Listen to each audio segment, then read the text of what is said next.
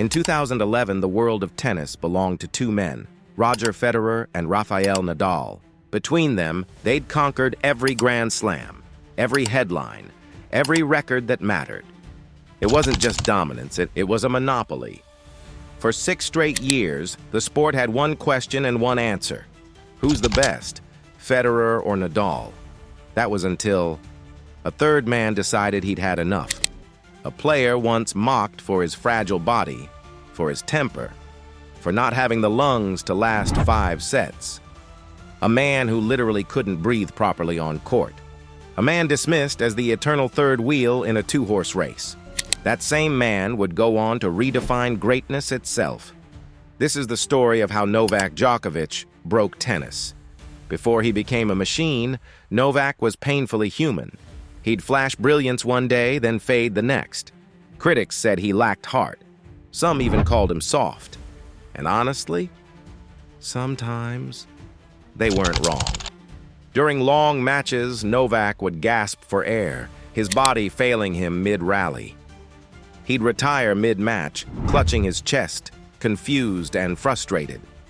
The tennis world watched with pity, not respect.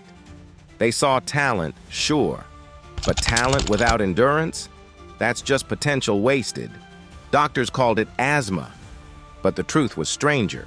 In 2010, Novak discovered he wasn't just unlucky, he was intolerant. Gluten intolerance. Sounds trivial now, but back then, it was the key to unlocking his body. He cut out pizza, bread, sweets, and even the comfort foods of his childhood. The Serbian dishes that his mother made, the pastries he grew up eating, gone.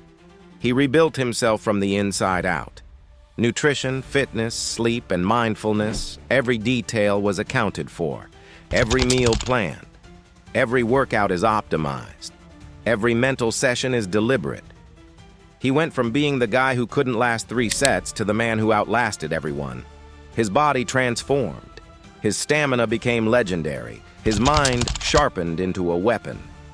And then came 2011. The year Novak Djoković took over the world. 43 wins in a row, 7 titles in 5 months, 3 Grand Slams, an 83% win rate across the year. It wasn't just a great season, it was one of the greatest in tennis history. He beat Nadal in 6 finals that year. The man who had dominated clay like nobody else. The man known as the king of defense. Novak broke him down again and again. He took down Federer, the man who had ended so many dreams before him. The Swiss maestro who moved like water and struck like lightning. Even he had no answer. He became world #1 and never looked back. But what made it so terrifying wasn't just the winning, it was how he did it. His return game was surgical. He didn't just return serves, he punished them. He turned defense into offense in 1 shot. His defense was impossible. Balls that should have been winners came screaming back. Angles that should have ended points became the start of new ones. He turned retrieving into attacking and pressure into poetry. Opponents would hit their best shot only to see it come back better. By year's end, Novak's record read 70 wins, 6 losses. He'd broken the duopoly. He'd broken expectations. He'd broken tennis itself. 2011 wasn't the start of something. It was the arrival of something unstoppable. By now, Novak had proven he was strong. But to stay at the top, he had to become something even harder and calmer. Strength wins matches. But composure? Composure wins championships. In his book, Novak wrote, "I do mindfulness every day. For me, it's as important as physical training." He trained his mind like his muscles daily, deliberately, relentlessly. Meditation became routine. Visualization became a ritual. Mental clarity became his edge. And it paid off. The 2012 Australian Open final was 5 hours and 53 minutes of survival against Nadal, the longest Grand Slam final in history, 2 men pushing each other past human limits. Djokovic collapsed to the ground exhausted, victorious, and immortalized. That image, his body sprawled on the blue court under the Melbourne sun, became iconic. He'd turned suffering into strength, emotion into energy. And by the end of 2014, Novak wasn't just dominating tennis. He was redefining what composure meant under pressure. When others panicked, he stayed calm. When others rushed, he slowed down. When others cracked, he smiled. Federer had grace. Nadal had grit. But Novak had control. If 2011 was his breakout, then 2015 was his masterpiece. 3 Grand Slam titles, 6 Masters 1000 wins, only 6 losses all year. 6 in an entire season. He beat Federer in 3 major finals, Wimbledon, US Open. The matches weren't even close. He beat Nadal on clay. On clay. Nadal's kingdom. And Novak walked in and conquered it. And then, by 2016, he did the impossible. He held all 3 Grand Slam titles at once. The Knoll Slam, they called it. The first man in nearly half a century to do it. Every surface, every style, every challenge conquered. Hard courts, grass, clay, indoor, outdoor, it didn't matter. Federer once said, he reads the game like no one else. And that was the truth. In those years, Novak wasn't playing tennis. He was solving it. Like a grandmaster at a chessboard seeing moves others couldn't imagine. And through it all, he carried something deeper to the memory of home. The bombs that fell when he was a boy. The shelters he hid in. The courts were destroyed by war. "I hit tennis balls while bombs were falling," he once said, and you could see it in every comeback, every scream, every stare down. He wasn't just playing for trophies. He was playing for survival, for proof, for his country, for his family. By 2016, Novak Djoković was the best player on earth. And there was no debate left to have, but even gods stumble. In 2017, his body broke down. A torn elbow, constant pain. Every forehand hurt, every backhand ached. The arm that had won him everything was failing. He tried to play through it, but couldn't. Losses piled up, and confidence vanished. The matches he should have won slipped away. Rankings dropped. Doubts crept in. He split with his longtime coach, Marian Vaida, the man who had been by his side through every triumph. Gone. He searched for peace, for purpose, and found neither. For the first time in years, Novak looked human again. Mortal, beatable, lost. The tennis world whispered, was he done? Was the era over? But champions don't stay down forever. After surgery and months of silence, Novak reunited with Vaida. They rebuilt, not just his elbow, his entire approach. And in 2018, he walked back onto the grass of Wimbledon, reborn. He won it. Then the US Open, then regained the #1 ranking. The comeback was complete. But the resurrection wasn't finished yet. In the 2019 Wimbledon final, Federer had 2 match points, 2 championship points, 2 chances to end it. The greatest grass court player of all time serving for history, but Novak didn't flinch.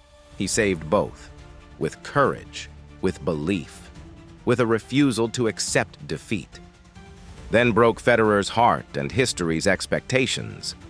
He was back, older, wiser, stronger, and somehow even more dangerous than before. But before we talk about legacy, we need to look at the numbers, because greatness isn't just felt, it's measured.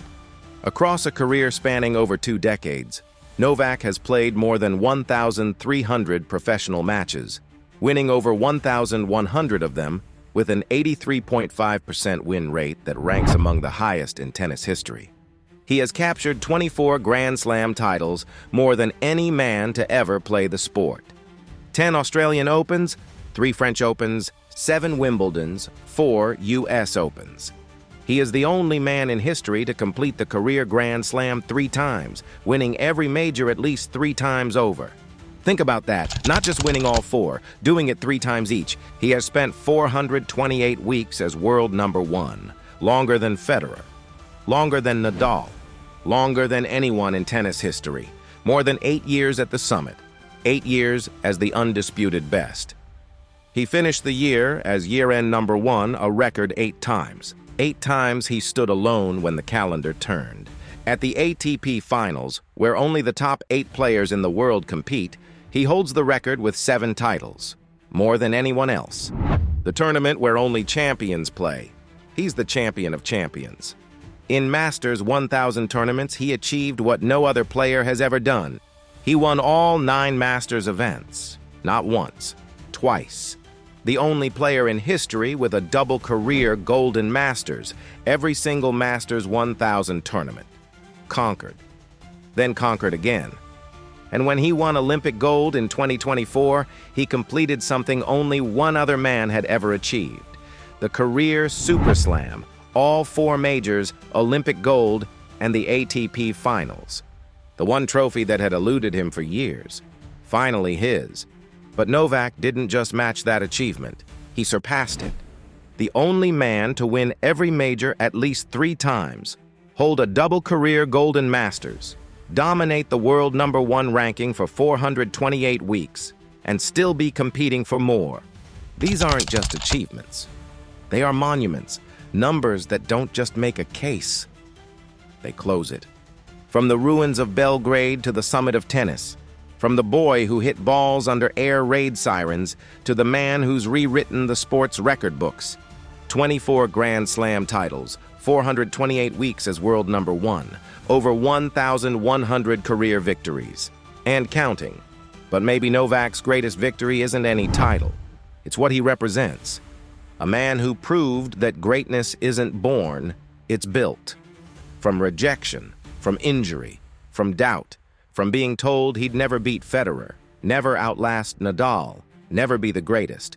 From every voice that said, "You can't," and proving every single time that he could.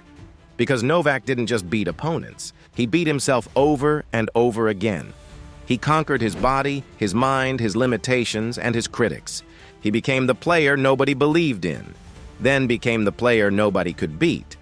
So, how good was prime Novak Djoković, actually? As good as perfection allows, and then somehow even better. So tell us, which version of Novak was your favorite? The unstoppable 2011 breakout, the flawless 2015 perfectionist, or the fearless 2019 comeback king? Let us know in the comments below. And don't forget to like, subscribe, and watch our next deep dive because this game, we love it too.